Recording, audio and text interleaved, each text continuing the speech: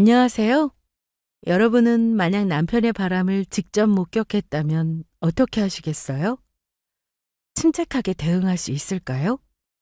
저 몰래 딴 살림을 차리고 사는 것을 알고 난 뒤 이성을 잃고 남편이든 상간녀든 가만두지 않을 작정이었습니다. 바람을 피워놓고 제 앞에서 당당하기까지 했거든요. 거기다 심호까지 갑자기 말도 안 되는 요구를 해오면서 너무 힘들었습니다.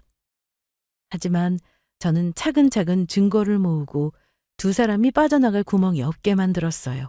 그리고 죽어서도 함께할 거라는 남편과 상간녀의 사이는 쉼으로 인해 한순간에 파탄이 나게 되었습니다. 제가 힘들이지 않아도 알아서 갈라지더라고요. 남편과 상간녀는 세상 어디에도 없는 로맨스를 하고 있다고 생각했을 겁니다. 하지만 그렇게 쉽게 깨진 걸 보면 더러운 불륜 그 이상도 이하도 아니었던 거죠. 남편은 직장인, 저는 피아노 학원을 운영하고 있을 때 서로 만나게 되었습니다. 남편은 큰 키는 아니었고 약간 살집도 있었으나 인상이 선해 보였고 실제로도 정말 착했습니다. 그리고 연애를 하는 내내 저밖에 모르는 사람이었죠. 저도 그런 남편을 많이 사랑했지만 제 주변 사람들은 남편이 저를 많이 더 좋아하고 아끼는 것 같다며 잘 만났다는 말도 많이 하곤 했어요. 특히 여자 관계에 있어서 오해가 생길 만한 일은 절대 만들지 않았습니다. 그 흔한 여사친이 한 명도 없었죠. 대부분의 친구들은 남자였고 여자나 남자나 의리가 참 중요하다고 외치는 그런 사람이었어요. 저는 동네에서 피아노 학원을 운영하며 바쁘게 지냈고 콩쿨에 나가는 학생들이 있는 경우에는 주말까지 나가서 레슨을 해야 했습니다. 어머, 연락도 없이 어떻게 왔어? 수업 있다고 해서 그냥 와봤지. 언제 끝나? 오후 5시는 돼야 할 거야. 오늘 늦게 오는 친구도 몇 명 있어서. 고생이 많다. 이거 먹고 해. 정말? 또 도시락 쌌어? 힘들게. 내가 좋아서 하는 건데 뭘. 그럼 퇴근하고 전화해? 남편은 연애 시절 제가 주말 늦게까지 일을 해야 하는 날이면 어김없이 도시락을 손수 싸왔습니다. 그냥 사와도 감동했을 텐데 요리하는 게 좋다면서 솜씨발이를 하곤 했어요. 학원에는 저 말고 선생님이 한 분 더 계셨는데 함께 도시락을 나눠 먹으며 부럽다는 말을 참 많이 들었습니다. 결혼하면 가정적인 것은 물론 지금처럼 저에게 잘할 거라는 생각을 당연히 했던 것 같습니다. 약 4년간의 연애를 마친 저희는 결혼을 하게 되었고 오래 만난 만큼 서로에 대한 믿음도 굳건했습니다. 특히 연애를 할 때 친정아빠가 돌아가셨는데 남편이 슬픔에 빠진 저를 많이 위로해주고 빨리 극복할 수 있도록 많은 힘을 주었습니다. 남편이 어릴 때 아버님이 일찍 돌아가셔서 그 마음이 어떤지 잘 안다면서 말이죠. 서로 말하지 않아도 당장 필요한 게 뭔지 알 정도였고 결혼 후 크게 다퉈본 적도 없을 만큼 저희는 사이 좋은 부부였습니다. 요리를 좋아하던 남편은 결혼했어도 여전히 밥을 하는 날이 많았는데요. 평일에는 서로 일을 하고 남편이 저보다 늦게 끝나기 때문에 밥은 주로 제가 했지만 주말에는 남편이 알아서 밥을 했습니다. TV에 유명 셰프가 나와서 요리하는 모습을 보고는 레시피를 따라 직접 만들어줄 정도로 정성이 대단했어요. 어때? 음, 진짜 맛있다. 당신 정말 진지하게 생각해봐. 에이, 이 정도 실력 가진 사람들은 차고 넘쳤지. 이 정도로 식당 오픈은 말도 안 돼. 난 자기가 맛있게 먹어주는 걸로 충분해. 고마워. 주말엔 쉬고 싶을 텐데 매번 주방에서 요리하고. 무슨 말이야. 주말 빼고 평일 내내 아침이랑 저녁 차리는 당신하고 비교가 되나? 그거야 당연히 내가 세상에 당연한 게 어디 있어. 내가 하기 귀찮으면 남도 똑같지. 나야말로 항상 당신한테 고마워. 결혼하고도 항상 나 위해주고 존경해주고. 매일 서로 나누는 대화가 이런 식이다 보니 싸울 수가 없었습니다. 서로 서운한 게 생겨도 그냥 넘어가게 됐죠. 고마운 마음이 더 컸으니까요.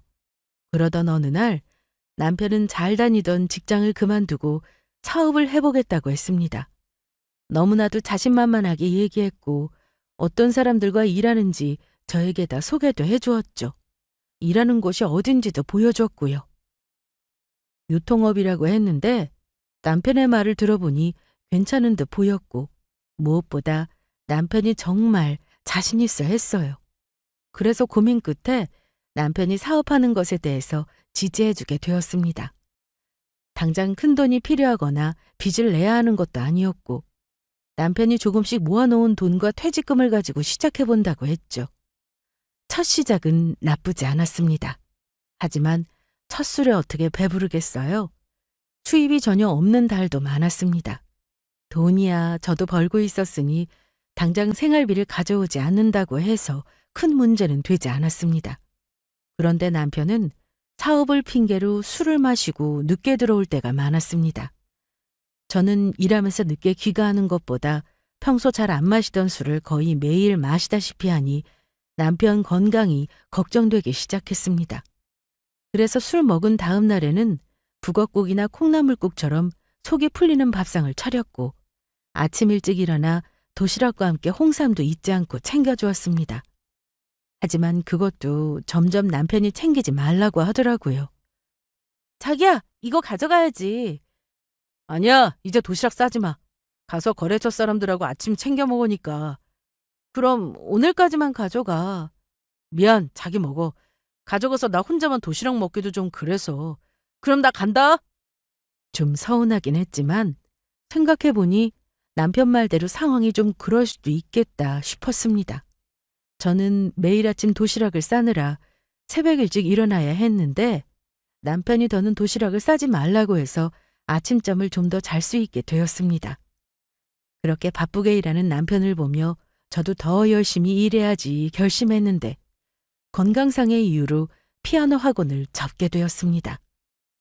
좀 쉬다가 집에서 개인 교습 신고 후 레슨을 시작했죠. 결혼할 때 집에 있던 그랜드 피아노를 가지고 왔는데 작은 방에 두고 가끔 치는 정도였으나 수업할 때 쓰기 딱 좋았습니다. 학원을 운영할 때와는 달리 수입이 확 줄었지만 그래도 제 몸을 돌보면서 하기엔 괜찮았어요. 평일이고 주말이고 쉬는 날이 없어 아이들을 가르치며 살았다 보니 만성 어깨 통증에 시달렸는데 개인 레슨으로 바꾸고 나서는 병원을 다니며 물리치료도 받고 제 시간이 조금씩 생기더라고요. 그러다 몸이 좀 좋아지고 나서는 오전에는 성인을 상대로 취미반을 운영했고 오후에는 초등학생을 상대로 해서 수업을 했습니다. 저는 결혼 후 시댁과 마찰도 거의 없었습니다. 그래서 남편과 더 사이좋게 지낼 수 있었던 것 같기도 합니다. 어머님은 원래부터 연락을 자주 하는 스타일이 아니셨는데 저한테도 안부 전화를 요구하거나 자주 찾아오라고 하는 일도 없었죠. 무엇보다 남편이 시어머님과 친한 편이 아니었어요. 결혼을 하고 얼마 되지 않았을 때 저는 그래도 시댁에 자주 가야 할 것 같고 연락도 자주 드려야 하지 않나 생각했는데 남편은 절대로 먼저 시댁에 가자는 말을 하지 않더라고요. 그래서 제가 가자고 하면 오히려 가서 할 거라도 있냐고 되묻곤 했습니다. 그래도 어머님 혼자 계신데 자주 찾아가야 하는 거 아니야? 뭐하러. 나 어릴 때부터 엄마랑 별로 얘기도 많이 안 했어. 결혼 전에 전화를 자주 드린 것도 아니었고 그런데 결혼했다고 해서 갑자기 전화하고 찾아가고 그래? 그렇다고 시댁과 불화가 있는 건 아니었습니다. 그냥 이런 스타일이었죠. 그러다 보니 어머님도 저희가 시댁에 가면 왔구나 하시고 안 가면 또 안 오는구나 하셨습니다. 서운한 게 있으셔서도 저한테 따로 전화를 해서 따지는 일도 없으셨네요. 결혼 후 시집살이 하느라 힘들어하는 친구들이나 지인들을 보면 저는 정말 좋은 시댁을 만났구나 싶을 만큼 어머님은 저와 남편이 잘 지내는 것만으로도 만족해 하시니 감사했습니다. 그래도 저는 혹시나 나중에 말 나오는 일이 있을까 싶어 전화도 자주 드리고 남편 없이 시댁에 혼자 찾아가기도 했습니다. 처음에는 의무감으로 그랬으나 어머님도 여자고 며느리고 누군가의 아내였으니 더 마음이 갔습니다. 남편도 친정에 못하지는 않았어요. 엄마가 혼자 계시니 새해나 명절, 기념일 때는 먼저 전화드려서 꼭 건강 확인하고 가끔 용돈도 드리곤 했죠. 이런 남편과 살다 보니 저는 항상 감사함을 느꼈는데 제 친한 친구들은 남편을 너무 잘 만났다며 저를 부러워하기도 했습니다. 그래서 저도 그런 줄로만 알고 살았어요. 하지만 그런 남편이 제 앞에서 가면을 쓰고 살고 있을 줄 누가 알았겠어요? 친정엄마는 지병이 있으셨기에 병원에 오래 다니셨는데 그래서 저와 오빠는 얼마 전부터 마음의 준비를 하고 있던 중이었습니다. 오빠는 결혼도 안 하고 혼자 살고 있어서 엄마가 항상 걱정이 컸는데 그래도 혼자 돈 잘 벌고 재미있게 사시는 것 같아 조금은 안심하신 듯 했어요. 그리고 제가 남편과 알콩달콩 잘 사는 모습을 보시고는 저에게는 항상 고맙다는 말씀을 자주 하셨죠. 그런 엄마가 얼마 뒤 돌아가셨습니다. 이미 마음의 준비는 하고 있었지만 정말 힘들었어요. 몸이 아프더라도 곁에 있는 엄마와 세상에 없는 엄마는 정말 차이가 있더라고요. 오빠는 평소 눈물을 잘 흘리지 않을 만큼 강한 사람인 줄 알았는데 엄마 장례식 날에는 아주 통곡을 하듯 서럽게 울었습니다. 결혼해서 잘 사는 모습을 보여드리지 못한 게 마음에 걸렸던 모양이었죠. 저는 엄마 장례가 끝난 이후 한동안 밥도 잘 못 먹고 수업도 쉬면서 지냈습니다. 그런데 남편의 태도가 좀 변한 듯 했어요. 제가 아는 남편이라면 제가 힘들 때 옆에서 같이 위로해주고 이겨낼 수 있게 해주었을 텐데 오히려 바쁘다는 이유로 집에 안 들어오기 시작했습니다. 지금 밤 10시가 넘었는데 아직도 이래? 미안해. 나 지금 중요한 손님 만나고 있거든. 먼저 자. 나 기다리지 말고. 혹시나 제가 엄마 때문에 힘들어하는 모습을 많이 보여서 그런가 싶어 제 나름대로 남편과 관계 회복을 위해 노력했는데 집에 들어오질 않으니 노력을 해도 헛수고였어요. 좋아하는 음식을 해놓고 기다려도 차갑게 식을 때까지 남편은 오지 않았고 어쩌다 한번 집에 들어오는 날이면 저와는 대화도 하려 하지 않았습니다.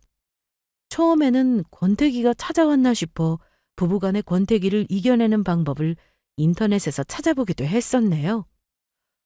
그런데 이건 뭔가 이상했습니다. 여자의 촉은 무시할 수 없다고 하잖아요? 남편에 대한 믿음이 상당했던 저는 외박을 해도 전화가 안 되더라도 처음부터 바람을 의심하지 않았습니다.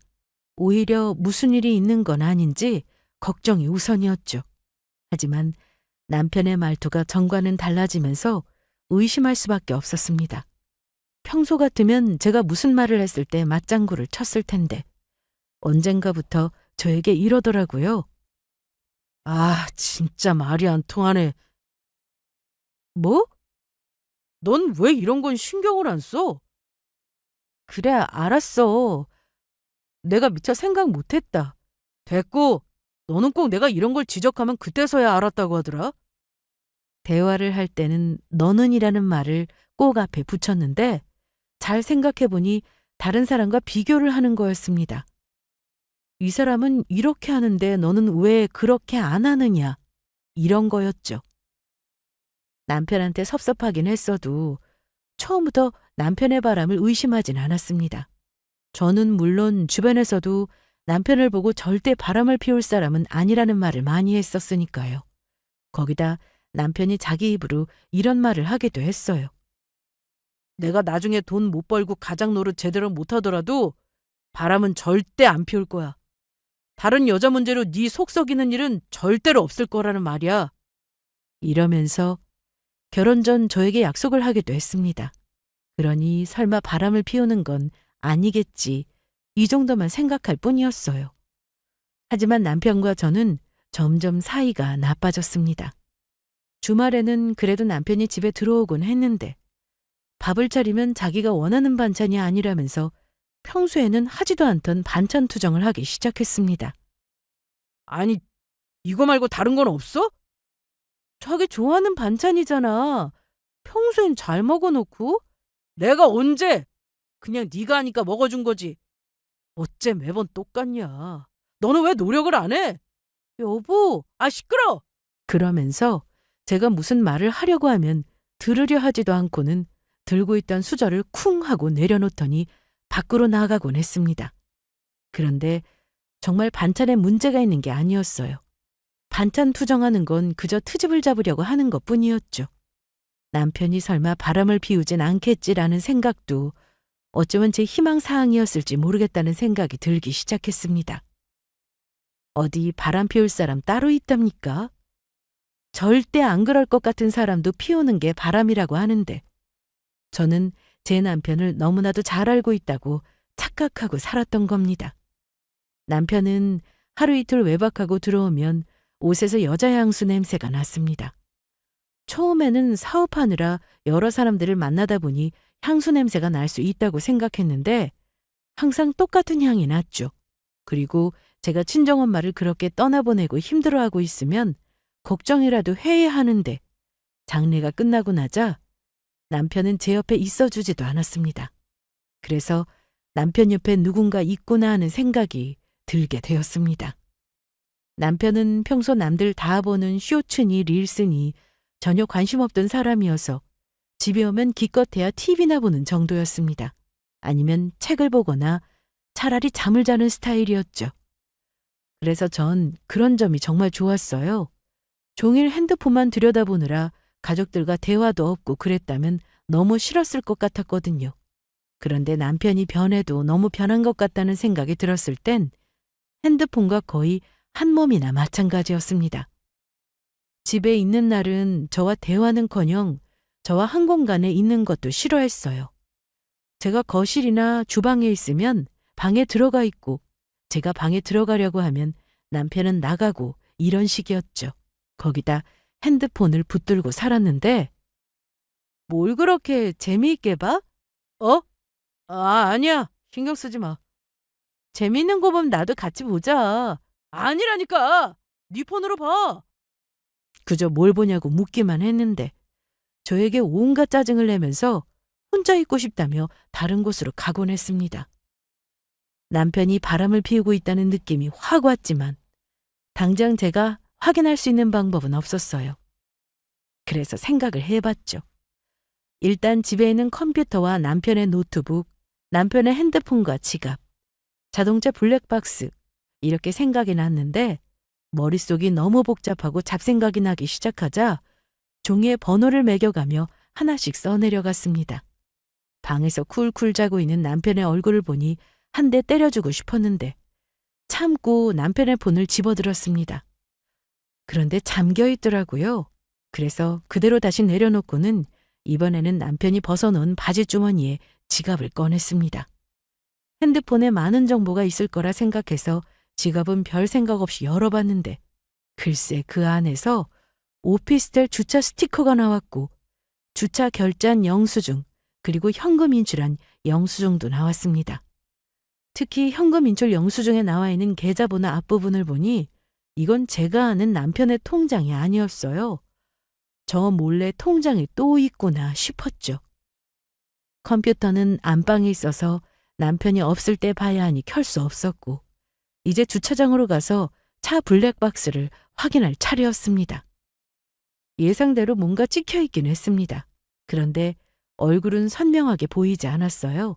대신 녹음된 대화 내용을 들을 수 있었는데 어떤 여성이었고 이건 뭐 빼도 박도 못할 증거가 되었습니다.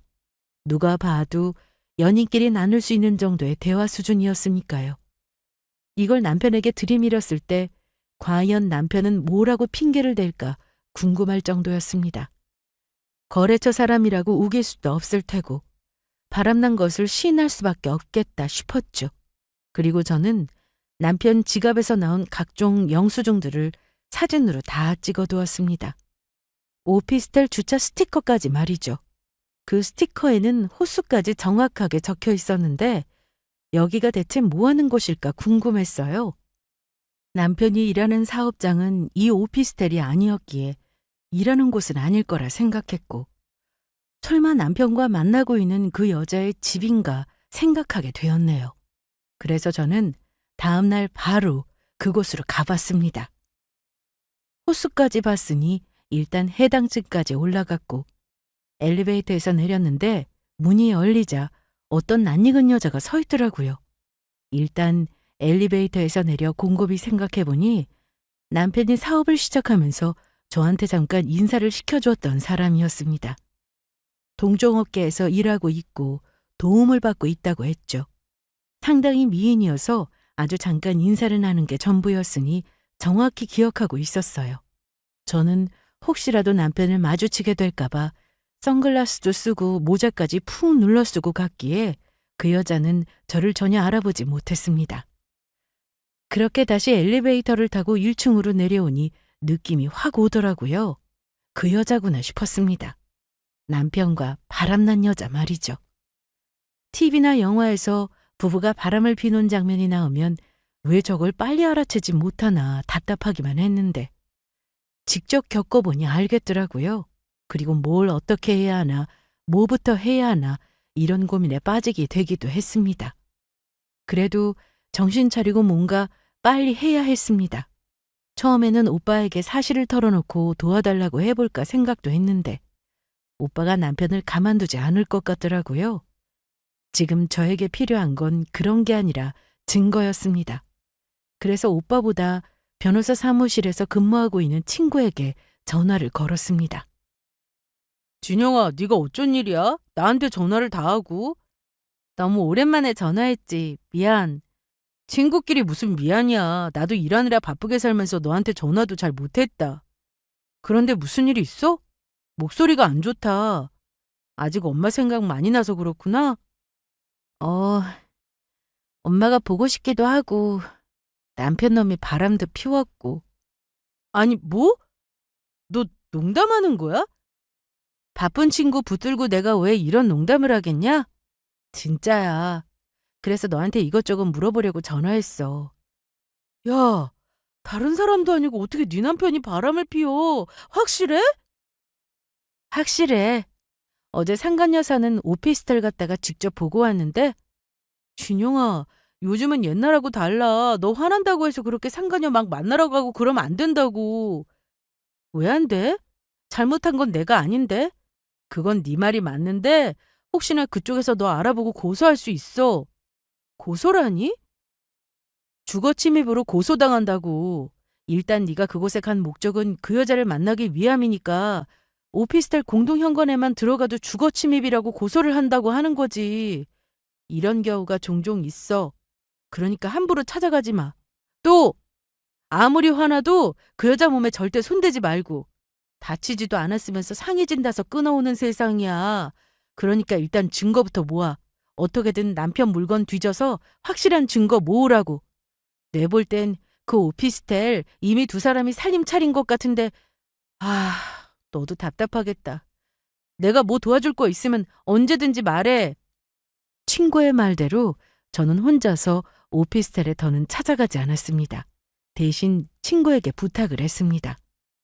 그로부터 며칠 뒤 일단 친구와 만나 그 오피스텔 근처에서 기다리고 있었는데 남편이든 상간녀든 들어가는 모습을 보게 되지 않을까 싶어 무작정 기다려보기로 한 겁니다. 친구와 저는 점점 지쳐가는데 다른 방법을 찾아보자고 하던 그때 남편이 오피스텔 쪽으로 걸어 들어가는 모습을 보게 되었습니다. 급한 대로 친구가 안경에 모자까지 쓰고는 뒤따라 들어갔는데 주차 스티커에 적힌 그 집으로 들어가는 모습을 확인했다고 했습니다. 사실 이런 일을 대비해서 차에서 기다리고 있는 동안 친구와 어떻게 그 모습을 찍을지 고민하고 있었어요. 이렇게 하면 될까? 충분해. 사진 찍으면 소리도 나니까 처음부터 동영상 버튼을 누른 채로 주머니에 넣고 갈게. 그럼 카메라 렌즈가 가리지 않을까? 여기다 넣으면 되지. 친구가 말한 곳은 자켓 가슴 쪽에 있는 행커치 부분이었어요. 핸드폰을 쏙 넣으니 카메라 부분 위로 올라오더라고요. 마침 친구가 입고 온 자켓도 검은색이라 핸드폰이 그렇게 티나지는 않았습니다. 일단 해보자. 안 지키면 다시 도전해보지 뭐. 그렇게 말한 친구는 남편을 뒤따라서 같이 엘리베이터를 타고는 같은 층에 내렸다고 했어요.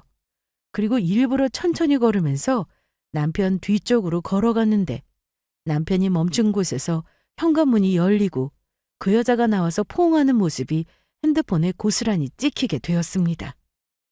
예상은 했는데 그런 모습을 영상으로 직접 확인하니 충격이 좀 컸습니다. 저도 사람인데 믿었던 만큼 배신감도 컸고 당장이라도 그 집으로 찾아가 난리 피우고 싶지 않겠어요? 하지만 친구가 저를 말렸습니다.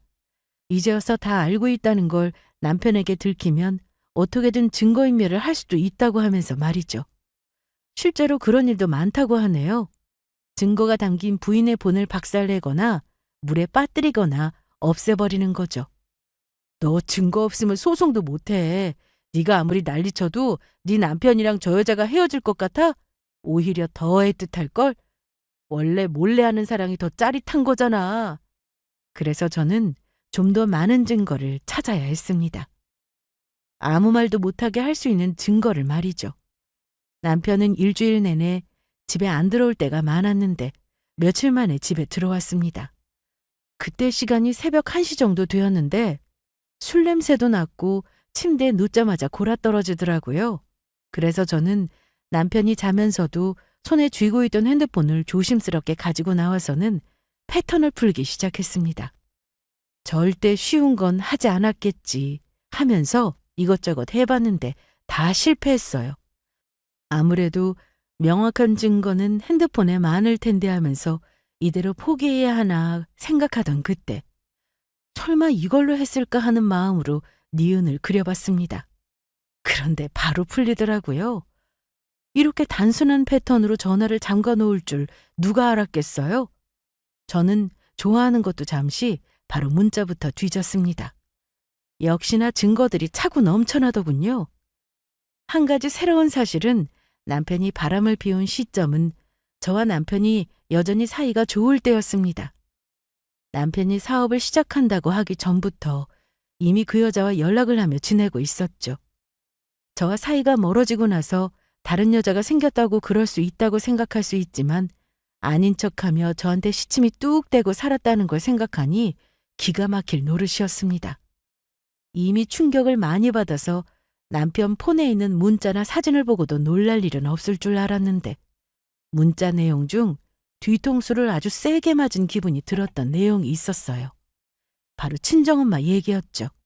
저는 엄마가 돌아가시고 나서 힘든 시간을 보내고 있었는데 남편은 그 여자와 문자를 주고받으며 세상 행복한 시간을 보냈더라고요. 특히 제가 충격을 받았던 부분은 이제 더는 장모님한테 전화를 안 해도 되니까 너무 좋다고 했던 부분이었습니다. 그동안 남편은 저에게 진심이 아니었었나 하는 생각이 들었습니다. 그리고 저희 엄마가 이 사실을 알면 얼마나 슬퍼하실까 싶었어요. 저는 그래도 시어머니와 정은 없지만 싫은데 억지로 전화를 하지는 않았습니다. 그리고 더 가관이었던 것은 남편 폰에 있던 사진들이었는데 둘이 살림을 차리고 뭐가 그렇게 신났는지 집안 사진도 많이 찍어두었더라고요. 나름 인테리어를 한 것도 같았는데 제 눈에는 한마디로 구렸습니다. 커플 머글잔을 찍은 사진도 있었고 남편 셔츠를 세탁해서 옷걸이에 걸어 말리는 모습도 찍혀 있었죠. 그 사진들을 보는데 너무 기가 막혔어요. 심지어 앞치마를 두르고 설거지하는 남편의 모습도 사진으로 있었습니다. 무엇보다 사업을 하면서 돈을 가져오지 않길래 벌이가 시원찮은가 생각했는데 사업은 잘 되고 있었나 보더라고요. 얼마 전 남편 지갑에서 본 현금 인출 영수증에 적힌 액수는 적은 금액이 아니었는데 한 번에 그렇게 큰 금액을 인출할 정도면 사업이 잘 되고 있는 건 분명했습니다. 돈도 잘 벌면서 그동안 생활비를 안 가져온 남편이 괘씸하기만 했네요. 물론 그 돈 없다고 제가 굶어 죽는 건 아니었지만 하는 짓이 너무 얄미웠어요. 그렇게 증거들은 차곡차곡 쌓여갔습니다. 처음에는 핸드폰에만 보관했는데 여기저기 분산해서 저장을 해두는 게 안전하다고 하더라고요. 그래서 USB를 사서 따로 저장도 해두었고 변호사 사무실에도 보내놓았습니다. 진영아, 이제 그럼 증거는 다 모은 거야? 응, 네 말대로 내 폰에도 저장했고 태블릿이랑 또 USB에도 나눠서 저장해뒀어. 잘했다. 그런데 출력은? 출력까지 할 필요가 있을까? 해. 무조건 해. 그래서 저는 친구의 말대로 문자 내역과 사진은 물론 출력이 가능한 부분은 모두 출력까지 해두었습니다. 증거도 이 정도면 됐다는 변호사 연락을 받았고 그렇게 상간녀 소송을 준비하게 되었습니다. 남편과도 이혼을 하고 싶어서 이혼 얘기를 해야 했는데 남편은 집에 들어오지 않았어요. 그래서 저는 전화를 걸었습니다. 처음에는 제 전화를 안 받았으나 계속해서 전화를 걸었더니 그제야 받았습니다. 왜? 어디야? 그건 왜 물어? 일하고 있어. 그래? 우리 이혼하자. 갑자기 무슨 이혼? 일하고 있는데 생뚱맞게? 이혼하는 이유는 당신이 더 잘 알 텐데? 남편은 본인 바람에 대해서는 모른 척 했습니다. 지금 최아름하고 같이 있니? 제가 상간녀의 이름을 말하니 남편이 놀랐는데 순간 아무 말이 없었습니다. 제가 그 여자의 이름을 한 건 전에 남편이 직접 인사를 시켜줬을 때 명함을 받은 적이 있었거든요. 그런데 아름이라는 이름이 예쁘고 그 여자 얼굴과도 잘 어울려서 제가 기억하고 있었습니다. 너 지금 뭐 하는 거냐? 너 바람난 거 내가 모르는 줄 알았어? 이혼해 줄 테니까 나랑 정리하고 만나는 게 순서 아니니? 왜 그렇게 지저분하게 살아? 야, 그래, 네 맘대로 해. 이혼하자, 이혼해! 잘못했다, 미안하다. 이런 사과를 해도 모자란데 남편은 저에게 더 큰 소리를 쳤습니다. 제 마음대로 하라고 했고 이혼하고 싶으면 하자고 하더라고요. 그렇게 전화를 끊은 남편은 그날 이후로 제 전화는 아예 안 받았습니다.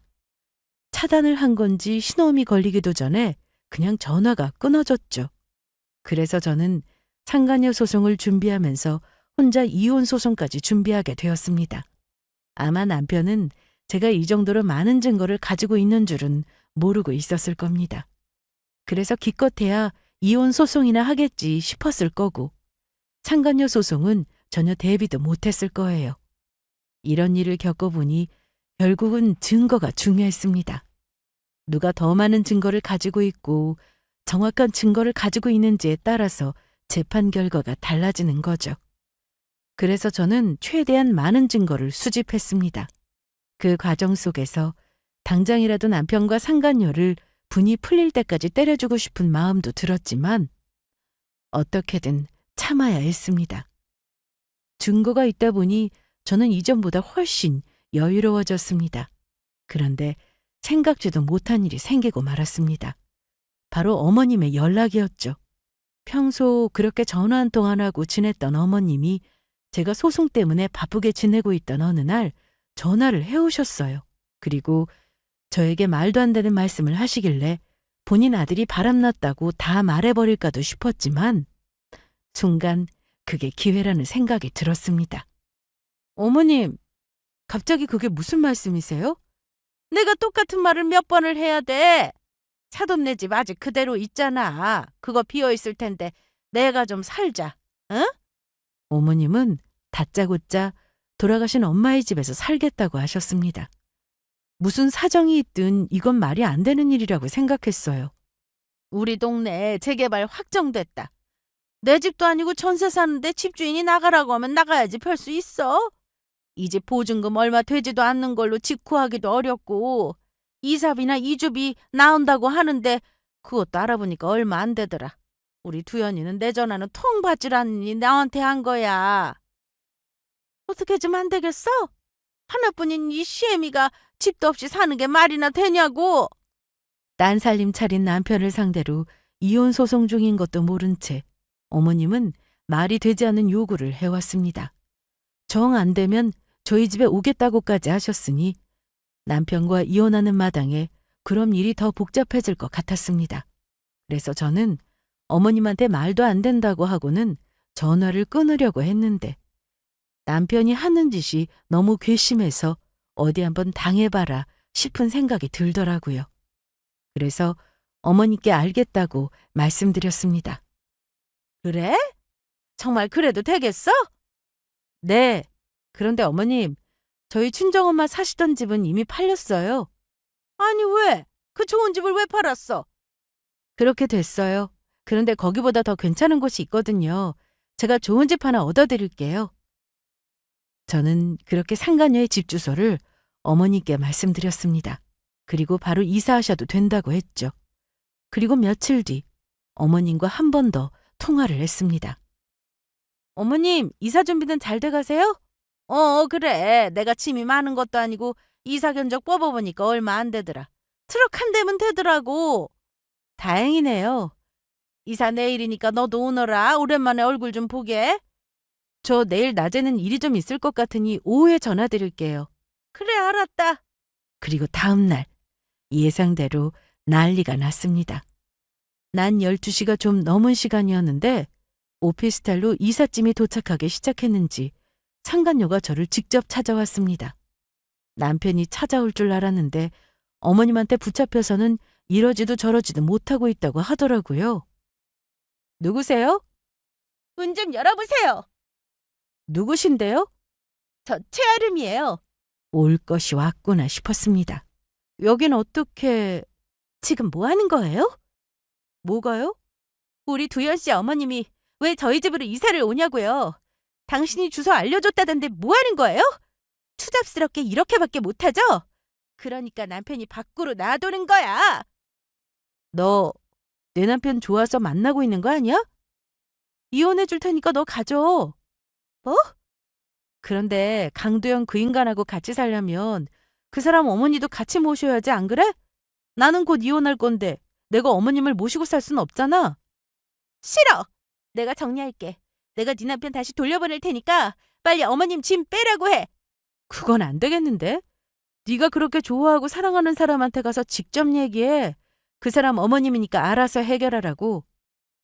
그런데 그때 심오한 남편까지 집으로 찾아왔습니다. 너 어디 갔나 했더니 여기 와 있었냐? 왜 이러세요? 내 아들한테서 떨어져. 당장. 네, 헤어져 드릴게요. 그러니까 당장 짐 빼세요. 이게 어디서 눈을 똑바로 뜨고 가정교육을 그따위로 받았으니 가정 있는 남자랑 만나고 다니지. 네 부모 어디 있냐? 내가 좀 만나야겠다. 참나. 아, 엄마 왜 이래요 진짜. 제가 알아서 한다고 했잖아요. 일단 짐부터 어떻게 해보세요. 이보세요, 강두현 씨. 내 오피스텔에서 당신 엄마 짐이랑 당신 물건 다 빼. 당장! 아름아, 왜 그래? 우리 오래오래 함께 살기로 했잖아. 난 어머님도 같이 살겠다고 한 적 없어. 그런 일 없을 거야. 내가 엄마한테 다른 집 알아봐 드릴 거라고. 아이고, 여자한테 빠져서 네 엄마도 버리냐? 어? 아이고, 어째지 형만 못할꼬. 내가 너한테 효도를 바랬냐, 뭘 바랬냐. 그저 둘이 알아서 잘 살기만 바래서 전화도 안 하고 조용히 살았더만 뒤에서 몰래 바람이나 피우고 다녀? 아, 엄마까지 이러지 마. 일단 짐 빼요. 어디로? 난 이제 갈 곳도 없다. 여기로 이사해요, 우리 집으로. 싫다. 난 거기서 지낼란다. 저는 남편의 말에 한 소리 하려고 했는데 어머님이 먼저 둘이 정리하기 전까지 그곳에서 지내겠다고 하셨습니다. 이날 어머님은 상간녀를 엄청 때렸고 남편은 그런 어머님을 말리느라 한바탕 소란이 일어났습니다.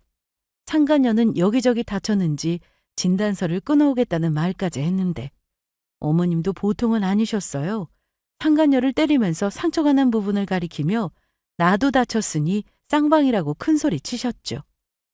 사실 전부터 저도 상간녀나 남편을 속 시원히 때려주고 싶었는데 굳이 제 손으로 하지 않아도 두 사람은 어머님한테 여기저기 두들겨 맞았습니다. 상간녀는 제 앞에서 바로 정리한다고 하고 나갔는데 남편은 그런 상간녀를 쫓아나가며 어떻게든 마음을 돌리려고 애쓰더라고요. 저는 그러거나 말거나 소송 준비는 그대로 할 생각이었습니다.